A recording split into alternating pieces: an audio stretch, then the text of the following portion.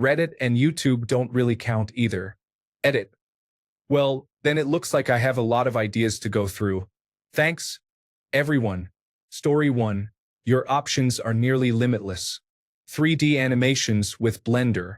3D development with Unity. Doesn't have to be games, but writing a game is completely different from playing. Architecture with SketchUp. Writing. Video editing. Make your own movie. Who cares if it's good or not, you're doing this for fun.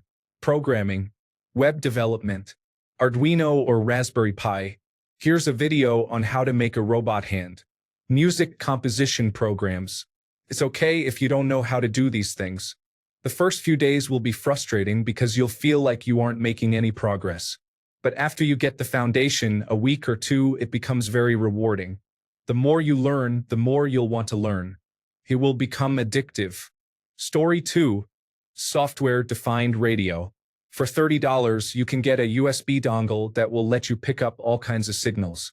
Air traffic control talk, plane location automatic dependent surveillance broadcast data, standard AM/FM and shortwave stations, citizens band, all the power and water meters in your area, even pager traffic. Check out the subreddit RTL software-defined radio. Half of that subreddit is people picking up National Oceanic and Atmospheric Administration satellites, which is cool, but I'd start with the simpler stuff. Just pick up a local FM station and go from there. Story 3. I am writing a book. You could too, or you could read books. You could also learn to code and force your computer to work for you. Why did this blow up? Story 4. I create files to feed into my laser engraver. You could adapt that to 3D printing or die cutting too. I also make music using Fruity Loop Studio, but I haven't made anything good yet. Story 5. 3D modeling, computer-aided design. I would recommend checking out Fusion 360 as it is modern and there is a hobbyist license available, which is free. Learn a language. I would recommend Python, not for any particular reason other than that it is the one I learned. Both of these require a good deal of learning and dedication, but they can be lifelong hobbies or careers. Story 6. I read and translate Chinese, Korean, and Japanese novels and comics.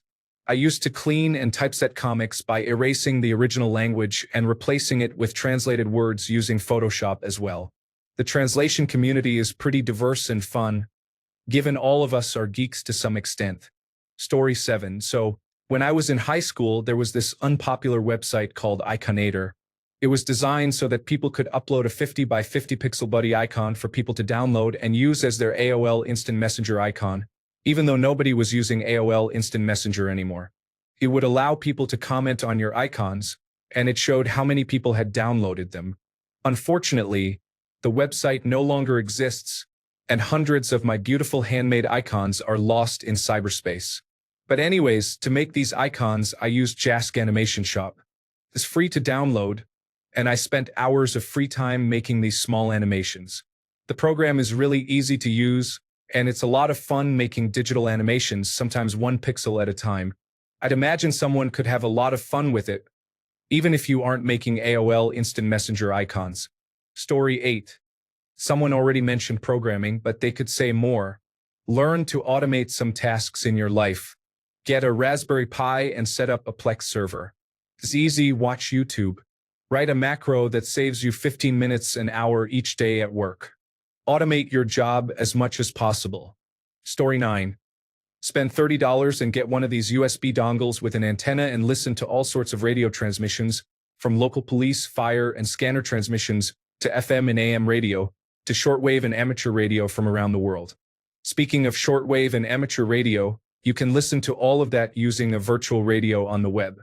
This will connect you to folks who are sharing their software radios with the world. You can tune in and listen to any band they are able to receive. Story 10. Do a research project. Almost anything you are interested in, you can learn more about online. It's the biggest library in the world, and it's actually pretty fun when you don't have a deadline or set topic you have to stick to. Find something that really interests you and dig as deep as you can into it. You'll find your answers always lead to more questions, so it's quite sustainable. If the screen time gets to be too much, print out some reading material and go outside.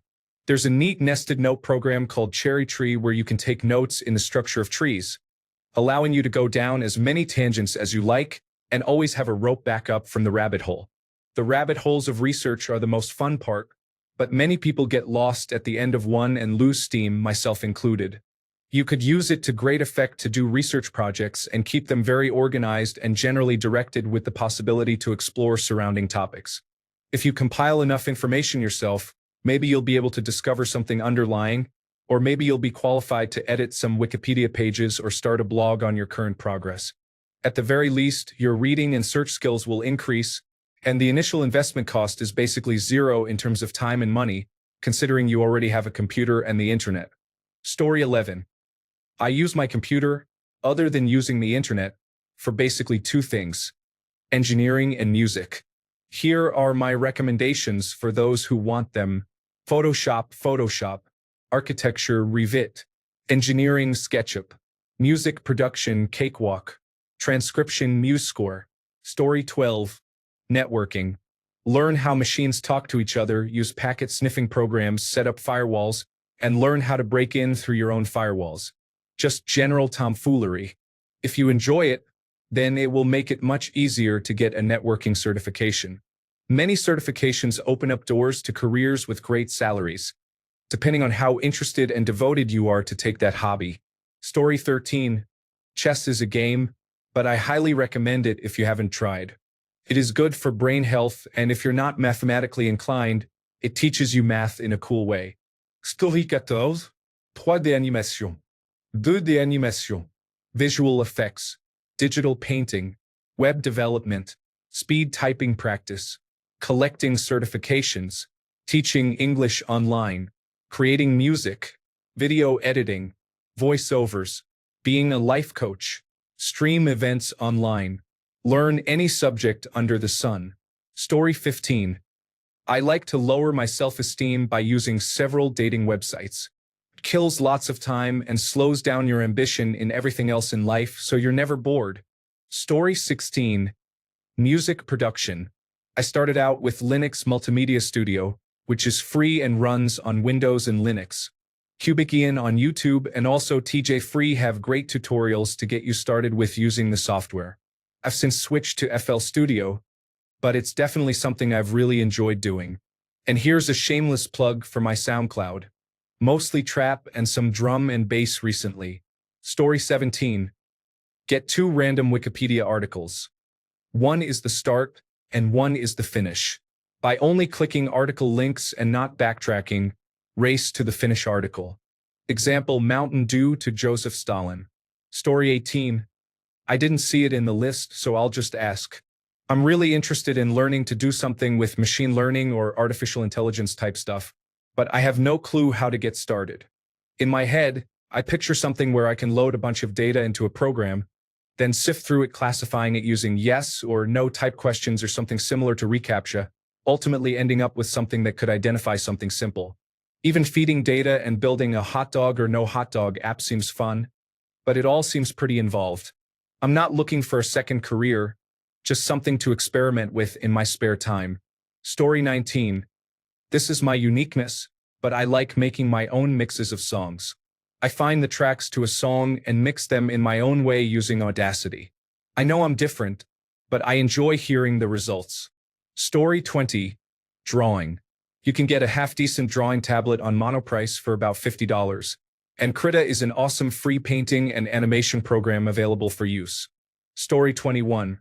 This will get buried, but software synthesizers are fun to tweak and mess around with if you have a keyboard, the musical kind, that you can connect via Universal Serial Bus.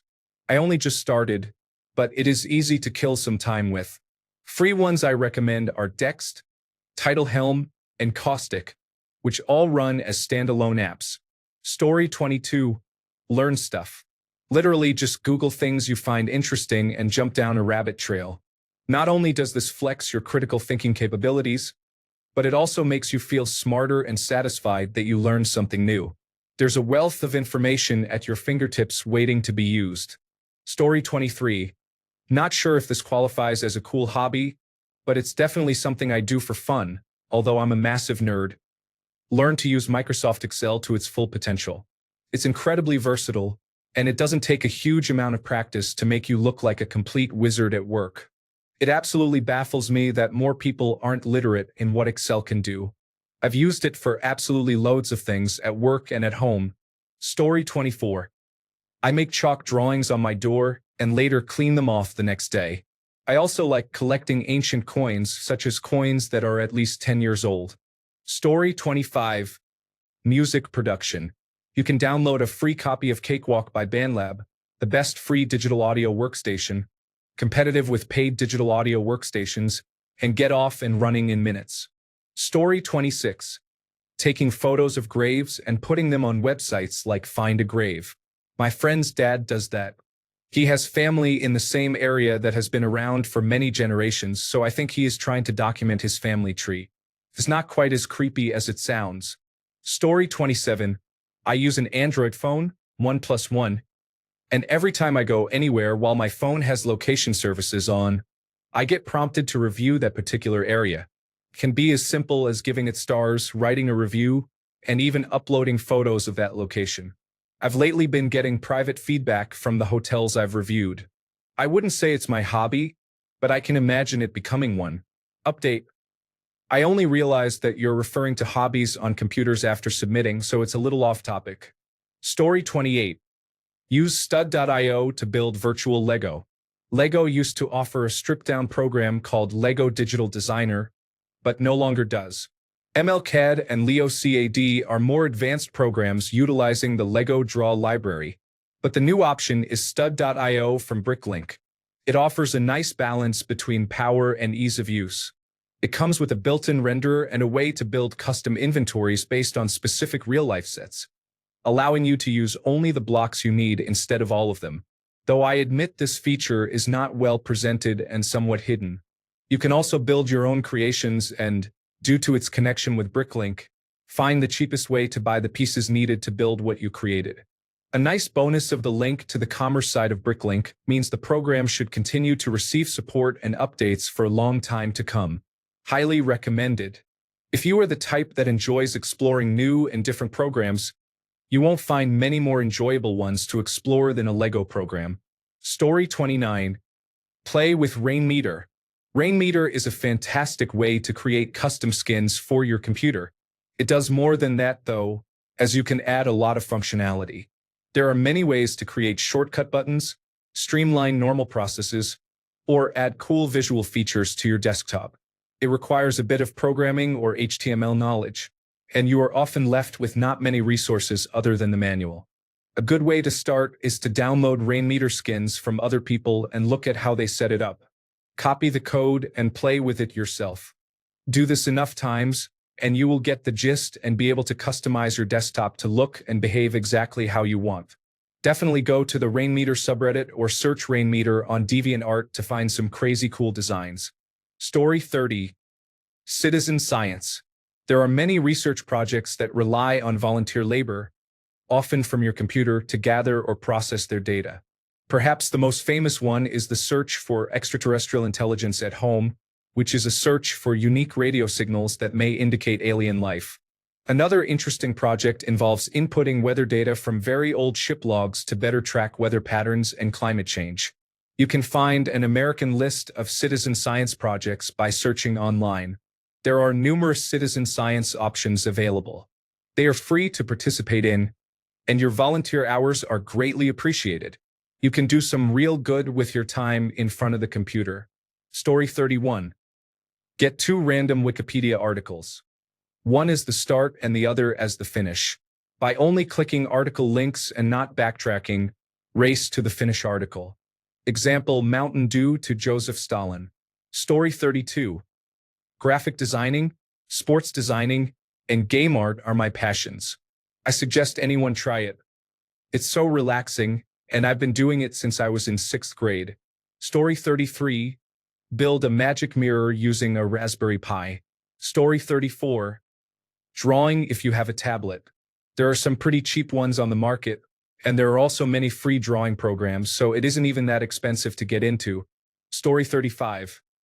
I write material for Dungeons and Dragons style games and make maps using whatever program is on my computer to draw with. I also program little text adventures, create sheet music, and collect songs into playlists. I enjoy visiting list sites for random information and practice a bit of animation using Source Filmmaker. Beyond that, I like editing photos I take of nature and visiting Google Maps to find unusual places. Mostly, though, I enjoy spending time online with my friends and cousins playing games, so the other activities are secondary to that. My computer isn't called a gaming laptop for nothing. Story 36. Hang out with people from a relevant hobby on Discord.